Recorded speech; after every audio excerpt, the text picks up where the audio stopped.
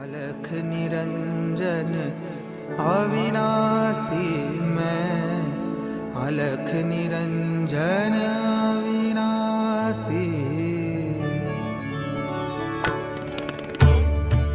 It's still talking about the tradition of the Nath tradition. Is Dattatreya, who wrote the Avad Gita, a part of that tradition?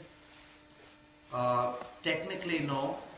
And what is the Avad? Dattatreya was a very high initiate of the 10th century. Some say he is an incarnation of Shiva, some say he is a manifestation of Krishna. He is a 9th or 10th century avatar and of a very, very high stature, totally liberated being.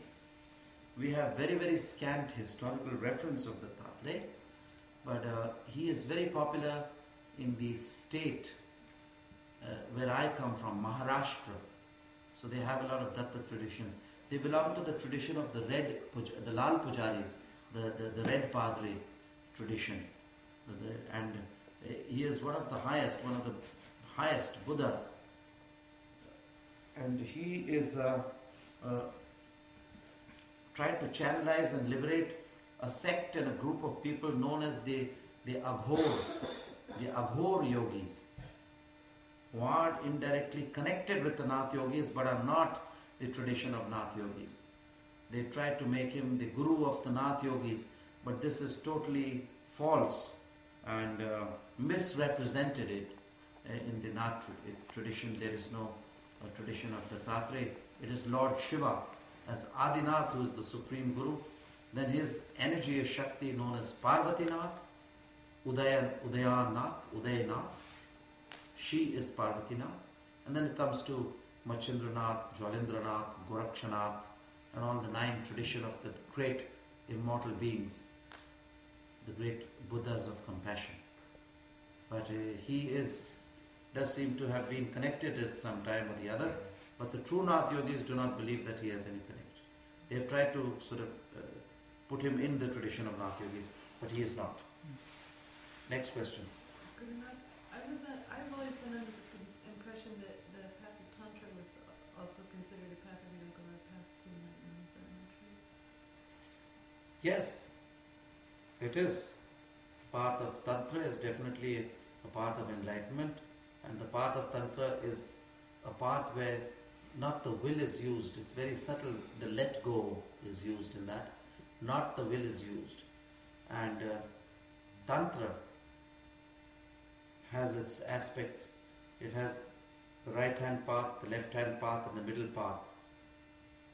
The white Tantra, the black Tantra, and the grey Tantra. So Tantra is definitely one of the important processes of the path to enlightenment. I do not know how they understand the Tantra in the Western world here, as they have had many readings. They've had many readings, and many books have been written about Tantra, and many theoretical scholars have written in toto in Tantra, if you want to see that. But I don't think they give the inner spirit.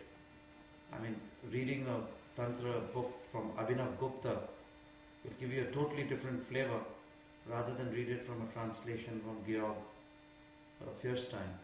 He seems to be the person who's doing a good work and giving you the outer shell. That's all he can do, and he's doing a good job. You can't go deeper. For that you go to Abhinav Gupta, or you go to the great Mahaguru of the Abhinav Gupta who started it. It is the Nath yogis who started it. It is Machindranath.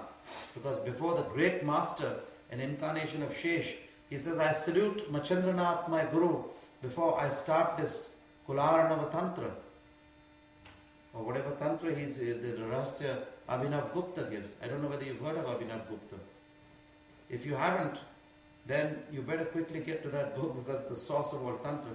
You've heard of the Vigyan Bhairav Tantra, which Shiva says to Parvati, the Vijnan Bhairav. So these are 2 books you must have. Kularnava Tantra by Machindranath, the Vijnan Bhairav Tantra. Otherwise your foundation is shaky. So please get to that and start studying that as fast as possible. Because all these other tantras will come later after the great Vijnan Bhairav, which is the source from Shiva and Parvati, the other tantras. A lot of Buddhist tantras have been mixed into the tantras, and the tantra in India and Buddhist tantras have been mixed up. But the fear in the Buddhist tantras is only one: they cannot pronounce the Sanskrit words properly. So therefore, for the mantras in tantra, a tantra actually requires three things: a yantra, a mantra and a tantra. These three make up the process. So the yantra is your body, the mantra is the sound, and the tantra is the energy which connects the sound to your body. The mantric sound of the tongue connected to the yantric body form the tantra. So the mantra and the yantra are necessary for the tantra. Then there are tantras which can be done left path, right path, singularly with partners. They now tell us that America has started a new system. They call it the dyad system. D-Y-A-D, dyad or dyad. How do you pronounce it? Dyad. Dyad.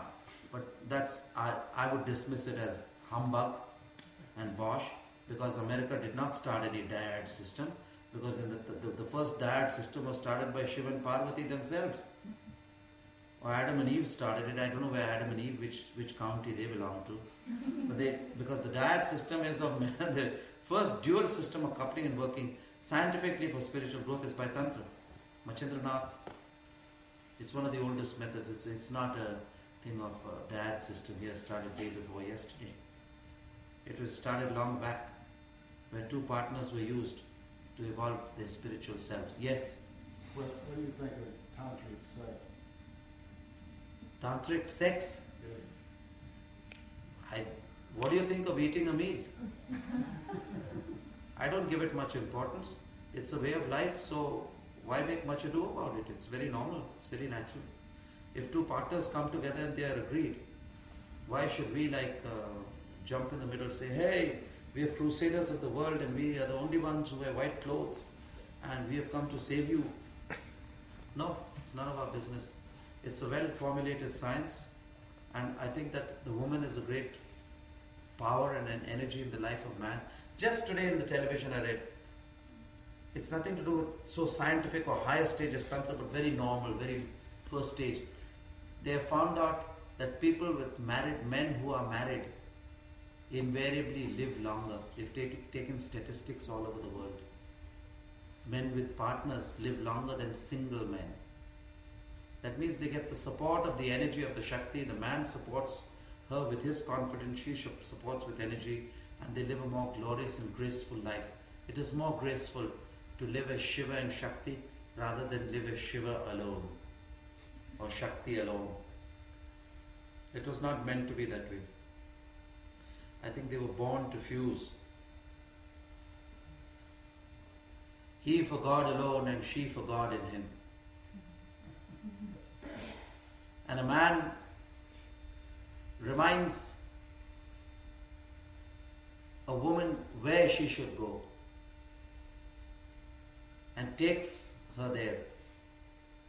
And a woman reminds man where he came from. And the man reminds woman where they should go. So he is born from her and he leads her to God. So it's a cycle. So he reminds her of the source. She reminds him of the source of this birth on earth. He reminds her of both their source as birth in heaven. So they're both right. The birth of consciousness and the birth of body. So she represents the Mayak aspect, the three-dimensional aspect of earth, mother, circadian rhythms. He represents the Shiva and the Purush aspects of the ultimate finality. She represents the phenomena of life, and he represents the nomina of spirit. And so the cycle goes on. Therefore, Tantra is very good if done with the proper type of reverence for one another as God and Goddess. Next question. गगन मंडल में हंसा डोले मण्डल